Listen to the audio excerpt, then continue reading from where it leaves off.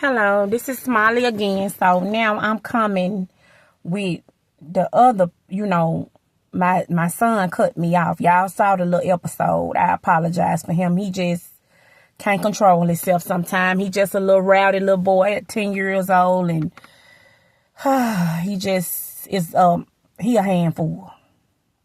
That's all I'm gonna tell you. He's a handful. And that's why I don't be wanting nobody to deal with him but me. Because I'm the only one that can. I'm the only one that can. Because I don't really pay him no more attention. And I, let him know, we not finna go there now. But he do be trying me. He do try it all the time. And when I say he tried all the time, every day. All day long. But see, can't nobody deal with that but me. See what I'm talking about? See, I know how to deal with him. I really do. Because he'll get, I'm so scared. He get like that. I know how to make him, withdraw. Disarm. I know how to make him disarm. I'ma just say that. Because he stay ready. He stay ready. I ain't never seen no child that stay ready like that. But he don't never, ever. Yeah, when I tell you he don't never, ever chill out. He stay ready. So, yeah. The pandemic unemployment, I was receiving it. And I've noticed every other week that would come up missing.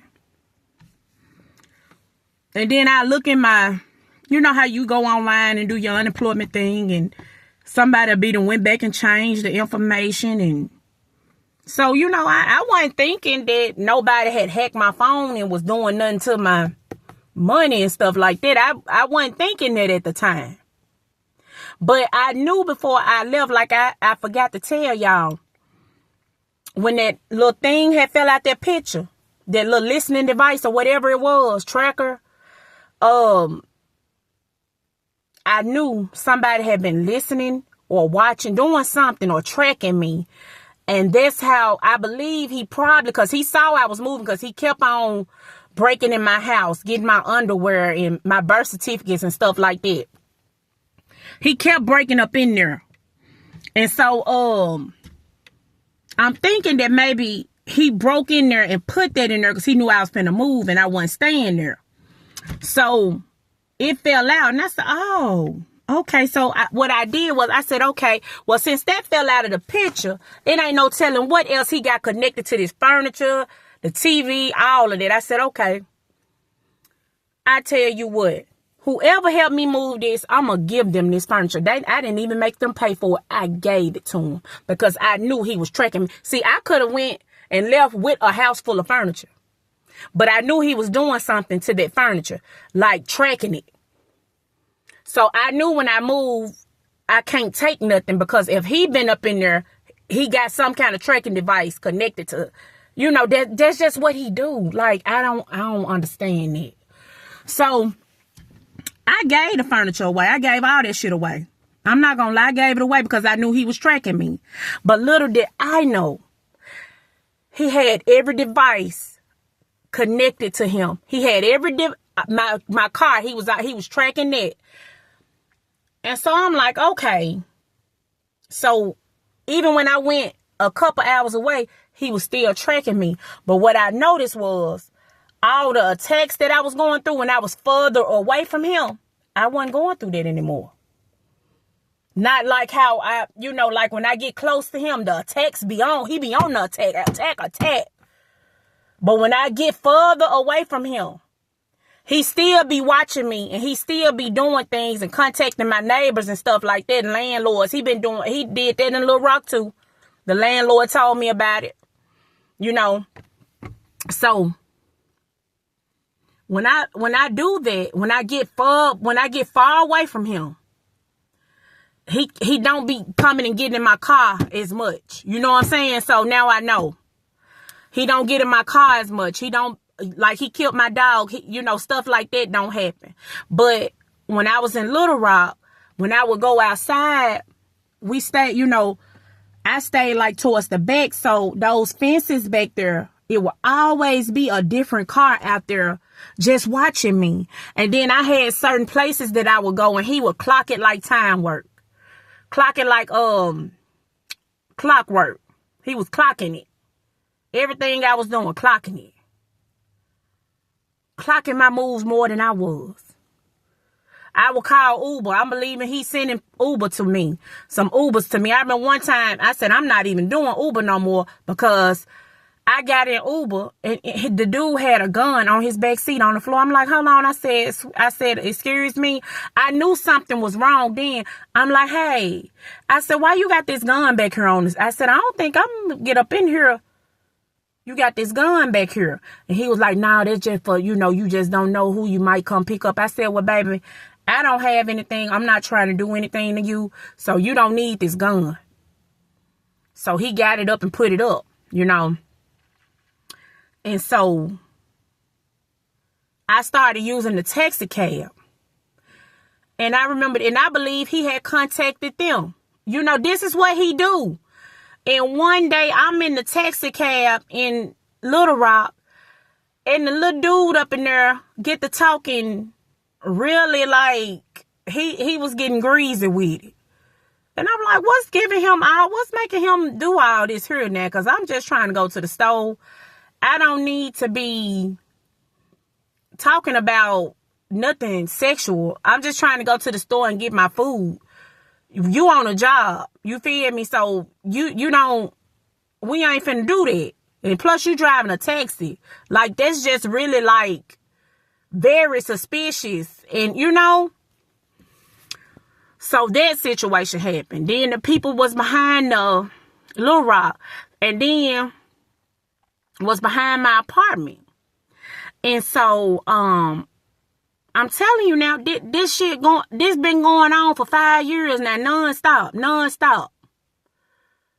Then, like, now looking back on it, my neighbors was sometime I'd be out finna go do something, and then the neighbor just drive up and ask me, well, you need to. And I'm like, you feel what I'm talking about? Like, they were just on top of my every move, like I didn't know how to live in the world or something. Like I was just that damn stupid.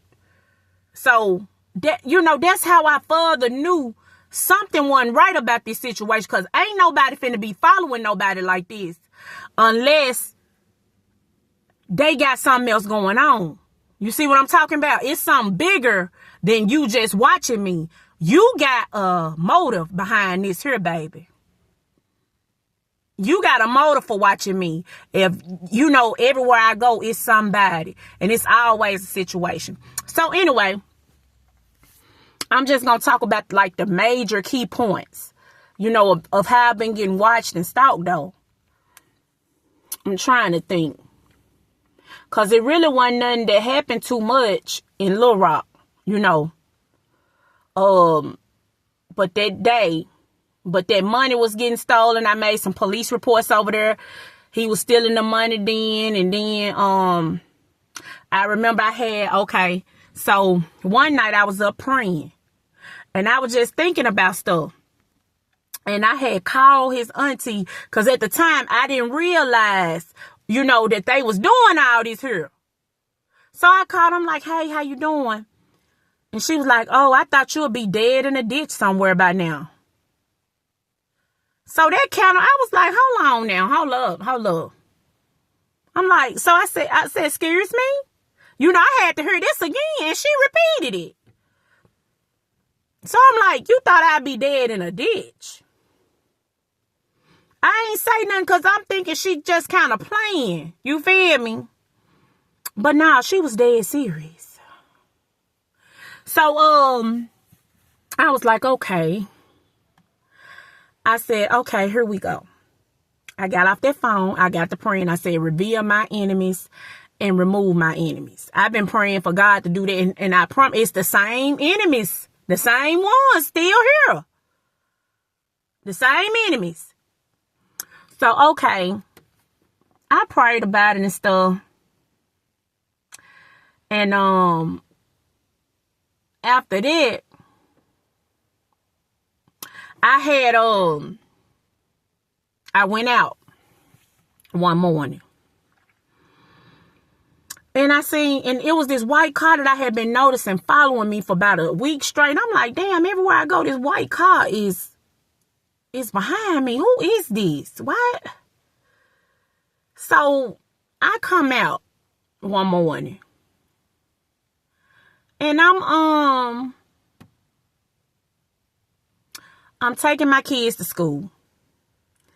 And that white car was sitting, like, it was sitting somewhere, like that close to my apartment. So God, the Holy Spirit was telling me, hey, watch out. So I get in my car with the kids.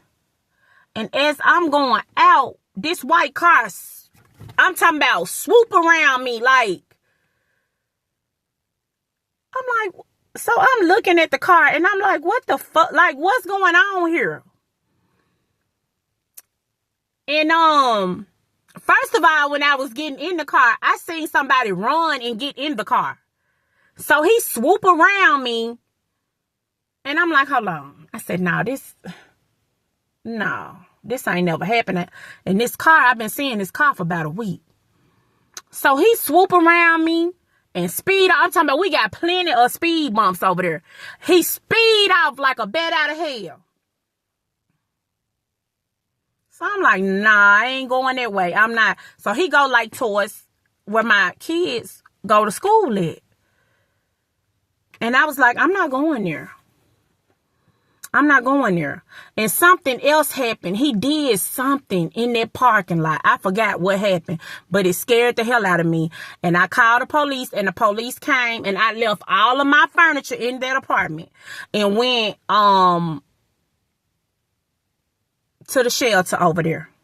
And they told me I could stay for 45 days and then I wouldn't have to, leave. And y'all, I promise y'all, for them 45 days, everything they told me to do, I did it. But at the same time, I did it, but I was scared to like leave. So I was trying to get my housing and stuff transferred so I can just, but yeah, I'm talking about when I was driving, I ain't let the kids know. I was shaking while I was driving. I was scared to death. And while I was up in there, it was a girl came up in there with a gun. Now they sending people up into the shelter. She had a gun. Then they was telling me that, that girl said she was going to kill you. And, just a lot of something like what? But I didn't leave. I said, whatever. If they going to kill me, they just going to have to do it while I'm here. And so we up in there. And then we up in there one day. And somebody just jumped the gate and get in one of the employees' car and just sit up in there. And they called the police on the dude. And the police came. It was just a lot of that type of stupid stuff like that. And eventually, the people, they found somewhere else for us to go. And little did I know where we was going. The people that's been following me, they directed me. That town I went to was a trap. It was a trap, and it's been hell to pay ever since.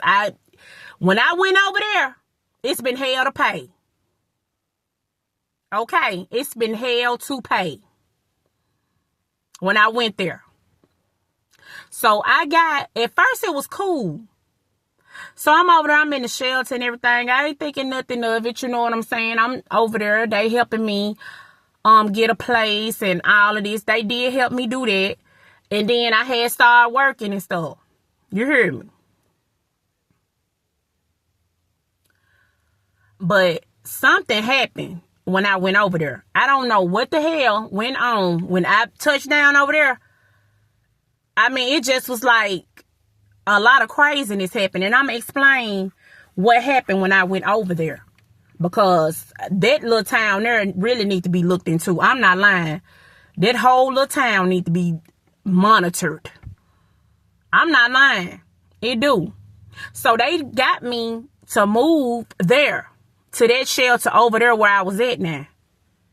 Okay. All right. And I'm going to go to the next one.